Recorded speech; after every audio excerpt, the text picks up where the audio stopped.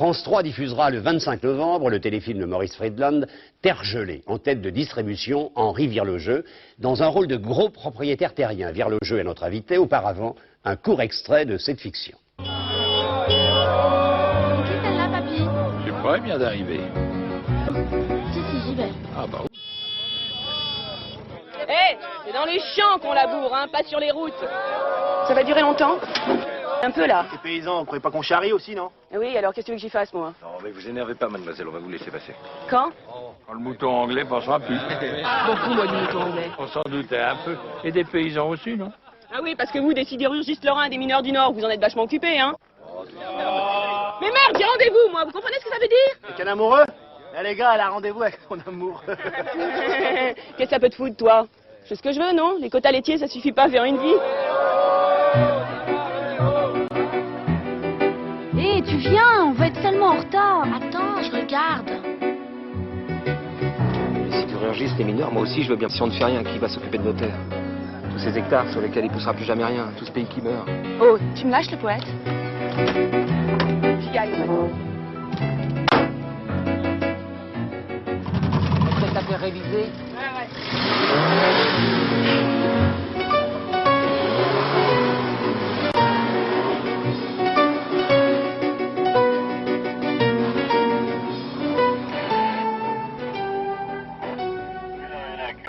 Il va revenir, la manine, là. Toutes les routes sont bloquées.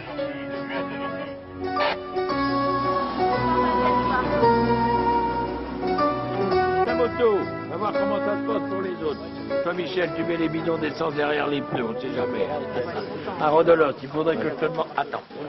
Lucien va en ville pour ses radios. Et la mutuelle des coups durs? La mutuelle des coups durs. Ça marche pas pour une journée, voyons. Mutuelle des coups durs. Henri Virlogeux, vous voilà agriculteur, plutôt acariâtre, mal embouché. On fait gagner mon pain. Ouais. Blanc. Alors, moi j'ai l'impression qu'on ne vous a jamais donné auquel vous avez droit. Bon, c'est vrai, vous avez fait énormément, on vous a vu partout, hein. Oui. Au théâtre, au cinéma, à la télévision, Oui. Mais c'est pas... Écoutez, là où je suis, c'est solide, c'est stable, c'est pas stable, on s'en fout, on meurt demain, on a vécu jusqu'ici. Je n'ai jamais été aux ascédiques. Alors, s'il y a des gens qui m'écoutent et qui sont très jeunes et qui sont aux ascédiques, je leur recommande d'en sortir. Et pour en sortir, il faut cultiver un don caché dont on n'est peut-être pas conscient. Alors, ça peut être la musique, ça peut être le chant, ça peut, en tout cas, ne jamais être un don théâtral évident, un don cinématographique évident. C'est d'abord en soi que la moulinette doit avancer, doit tourner, et puis elle produira sa propre électricité. Vous savez, les gens ne vous reçoivent pas pour vous faire travailler. Ils reçoivent si vous leur apportez quelque chose. Vous parlez de tout cela avec des jeunes acteurs? Oui, parce que souvent, enfin, moi de temps en temps, je ne donne pas de cours, enfin, je n'aime pas faire de l'enseignement, non, mais j'aime parler avec eux. Ouais. Et alors, je vais comme ça dans des cours de temps en temps, et on parle à bâton rompu. Et je leur raconte ce que j'ai fait. Non pas du tout pour leur donner l'exemple, mais pour leur donner une idée. Et une idée, c'est... d'abord, il n'y a pas d'âge pour commencer. Je leur dis, par exemple, que moi, j'ai commencé à 34 ans. Et ce qui est vrai. Vous faisiez quoi avant? J'ai fait forain à fond, enfin les forains ou les gens qui ont besoin de gagner leur vie. J'ai été secrétaire du Stade français. J'ai travaillé dans une maison de cuir et peau de tannerie d'Indochine. J'ai été pion. Et puis, j'ai commencé par m'écrire 2 numéros parce qu'on ne me recevait pas. J'allais voir les théâtres, on me disait, mais monsieur, non. On me disait même que j'étais déjà un peu vieux pour penser à... Alors, je me suis écrit 2 conneries. Pour le cabaret. Pour le cabaret. Un monologue d'haltérophile, et puis une organisation de pèlerinage à Lourdes. Et pendant 10 ans, j'ai eu mon enveloppe. Vous avez fait 2 trucs. Ah ben bien sûr. Et puis alors évidemment, comme les cabarets, les gens viennent, ils étaient curieux. Alors les Greniers Hustot sont venus, Villard est venu, Boris Vian est venu, et puis c'est comme ça qu'ils ont dit, bah, tu ferais pas un peu de théâtre? Bah oui, pourquoi pas. Et vous n'avez pas suivi les cours du conservatoire, vous ne sortez pas d'une école? Non. Le don? Oh, le don, monsieur. Oh, le don. Le don. Alors, lorsqu'on regarde un peu ce que vous avez fait, c'est assez étonnant. 72 téléfilms, peut-être même plus. Ben, peut-être même trop. Alors, il y a le pain noir. Ah bah oui, il y a le pain noir, il y a eu l'époque Moati, si vous voulez, il y a eu le Sagouin, il y a eu Un jour à Nice, le pain noir, et puis Georges Dandin, et puis après il y a eu des Yves-André Hubert, il y a eu beaucoup de... Non, Maigret aussi. Maigret, ah bah oui, bien sûr, et puis les 5 dernières minutes. Du temps de Monsieur Souplex. Ouais. Ça, il y a une... Vous regrettez ce temps des 5 dernières minutes? Oui, oui, parce que c'était une... Il y avait une chose terriblement fantastique, c'est que Raymond Souplex, d'abord, arrivait texte su. Et au fur et à mesure des répétitions, le texte s'en allait. Mais la nature arrivait. Et alors, il y avait un miracle qui se produisait le jour où on lui mettait la perruque. C'est-à-dire qu'à ce moment-là, il sautillait le rôle. Et c'était un spectacle hallucinant. L'Ourset était en admiration. Il dit, regarde, ça y est, tu vas voir, il va sautiller. Et il sautillait. Comment trouvez-vous votre personnage, votre visage? Un peu pervers? Comment? Joyeux, pervers? Ben, il doit être à côté de la plaque un peu, ambigu, oui. Ambigu. Briseville le trouve ambigu. Ambigu. Oui, ben oui, parce que ça permet de durer. Ça permet peut-être pas de percer. Alors, il y a le cinéma, je ne sais plus, une vingtaine de films. Oui, oui, il n'y en a pas eu de très bons. J'ai pas fait des très bons. Lesquels, par exemple? Oh ben si, j'ai quand même, j'ai fait une petite apparition dans Les 400 coups. J'ai joué dans Le jour et l'heure de Clément, qui n'est jamais cité dans les listes de ce qu'on a fait, et qui est un des plus beaux films qui a été fait sur la résistance avec Signoret et Piccoli. Et puis il y a un petit doyon, il y a Autant Lara avec qui j'ai fait les patates, les fameuses patates. Ouais. Mais alors la télévision m'a gâté comme il n'est pas permis, quoi. Vous lui dites merci à la télévision? Ah oui, oui. Parce que quand je suis arrivé, il n'y avait même pas une chaîne, il n'y avait rien. Et puis, j'ai eu la chance de faire beaucoup de directs, et puis de faire les essais de la couleur, à Issy-les-Moulineaux.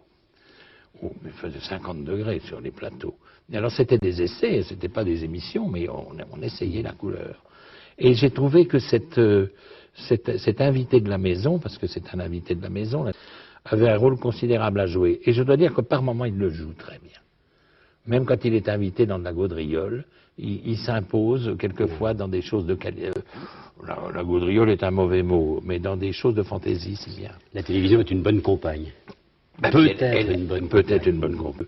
Je ne veux pas vous citer pour ne pas vous flatter, mais elle l'a été au moment où on nous amenait quand même à domicile de la grande musique, de la grande littérature, des grands événements politiques ou historiques. Maintenant, comme il n'y a plus tellement de livres, on ne sait plus très bien où voir ça. Henri Virlogeux, artiste complet, le cabaret, la télévision évidemment, le cinéma, puis le théâtre. Au moins 25 pièces. Ça, oui. Ça, le théâtre, pour moi, c'est... L'espace, le privilégié pour vous, c'est lequel? C'est le théâtre. Le théâtre. Pour quelle raison? Parce que on change de peau chaque soir? Non, c'est pas tellement ça. C'est parce que je trouve que le théâtre, vous êtes obligé de vous livrer des pieds à la tête. Vous ne pouvez pas vous cacher. Au cinéma, on vient vous traquer dans ce que vous avez de, soi-disant, très intérieur. Au théâtre, l'acteur est obligé de faire son gros plan par rapport au public et dans le triangle par rapport à son partenaire. Et il ne doit rien voler au partenaire et il doit tout donner au public. Par la possibilité qu'il a de faire son gros plan, de s'imposer sans aucune... sans être lâche, sans être veule, sans être accapareur, sans complaisance. Sait-on aujourd'hui rire à la télévision?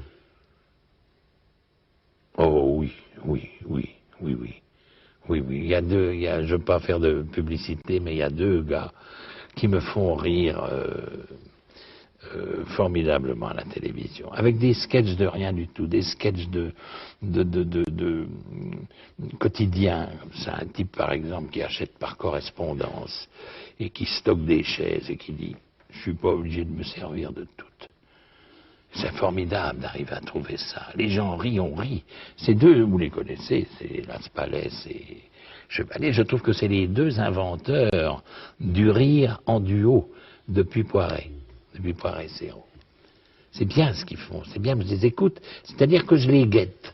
Je ne fais pas de publicité, j'aurais pu en citer d'autres, mais le numéro à 2, je trouve, c'est une petite troupe, c'est une petite compagnie, le numéro Mais à vous 2. n'êtes plus capable de revenir au cabaret Oh aujourd'hui. non. fini, ça.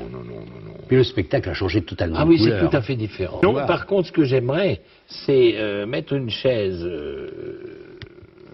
dans un théâtre, par exemple, une salle de 200 personnes, ou une salle aménagée pour, une salle de basket, ou n'importe quoi, et puis commencer à parler, uniquement parler. Savoir si la parole a encore un impact sur les gens. Ben faites-le. Eh bien, on va essayer. Mais improvisation. C'est très libre, c'est pas une causerie, mais c'est un retour à la veillée. C'est dommage. Si j'avais un petit théâtre, je vous dirais tout de suite, on le fait. Ah Mais oui. peut-être qu'un directeur de théâtre est en train de vous regarder et de Ah vous écouter. peut-être, hein. alors. Avant de jouer, il regarde. Non, mais c'est vrai, la veillée. La veillée, c'est une chose formidable. La veillée, c'est-à-dire, c'est le... moi, j'ai connu des à la campagne qui étaient assis c'était un menuisier, il était en retraite. Il y avait des jours où il disait uniquement ça, mais pendant toute la journée. Hein. Oui, oh oui. Et le lendemain, c'était non, oh non. Non. Et entre nous, on se disait, qu'est-ce qu'il a dit aujourd'hui? Ah, aujourd'hui, c'était oui. Il faisait beau. Et c'était une l'autre jour, histoire. et c'est une histoire, c'est un conte. C'est une histoire, c'est une nouvelle. Histoire, vous êtes seul, vous parlez aux gens. Vous avez trouvé le théâtre, ce serait lequel? Il y a plein d'endroits où on peut faire ça. Comme ça, ils ont réouvert un théâtre, le théâtre Molière, un théâtre Alors voilà. extraordinaire. Virlogeux au théâtre Molière. Il y a de quoi mourir en scène. C'est Henri Virlogeux.